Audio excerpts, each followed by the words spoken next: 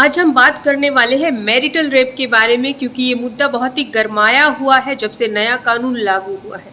आप सोच रहे होंगे मैरिटल रेप आखिरकार होता क्या है, तो आपको पूरी जानकारी देंगे। मैं एडवोकेट पिंकी राजगुरु आज आपको बताऊंगी कि क्या होता है मैरिटल रेप। एक्चुअली अगर कोई शादीशुदा पति पत्नी के साथ उसकी इच्छा के बिना सेक्सुअल रिलेशनशिप बनाता है तो उसे मैरिटल रेप कहा जाता है।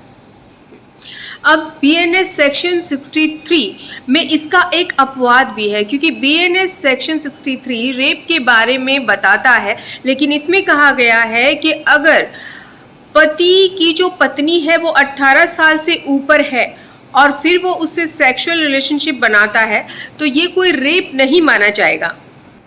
2022 में दिल्ली हाई कोर्ट के 2 जजों की बेंच थी, जिसमें कि दोनों के ही ओपिनियन इस बारे में डिवाइडेड थे, और ऐसा ही एक फैसला आया 2023 में कर्नाटका हाई कोर्ट का, जिसे देखकर तो सारे देश में ही मैरिटल रेप को समझने की शक्ति थोड़ी सी विचलित हो गई, यानी कि ये स्थिति क्लियर नहीं रही।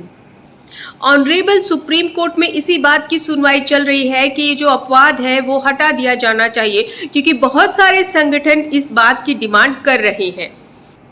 इसमें इनका कहना है कि शादी होने के बाद पति को ये अधिकार बिल्कुल नहीं मिल जाता कि वो पत्नी के साथ दुष्कर्म करे। 1 मई 2022 दिल्ली हाई कोर्ट की 2 जजों की बेंच ने अलग अलग फैसला दिया। ऑनरेबल जस्टिस राजीव शक्दर ने कहा कि मैरिटल रेप के अपवाद को रद्द कर देना चाहिए। वहीं ऑनरेबल जस्टिस श्रीहरि ने कहा कि ये जो अपवाद है वो असंवैधानिक नहीं है, इसे रेप की परिभाषा के साथ जुड़े रहना चाहिए। ऐसा ही एक फैसला 2023 को कर्नाटका हाई कोर्ट से भी आ गया।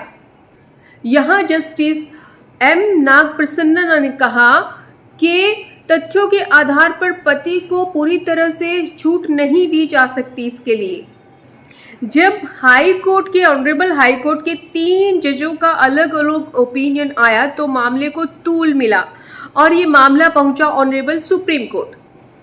बीएनएस 2023 सेक्शन 63 एप सेक्शन 2 में क्लियर किया गया है कि मैरिटल रेप कोई अपराध नहीं है।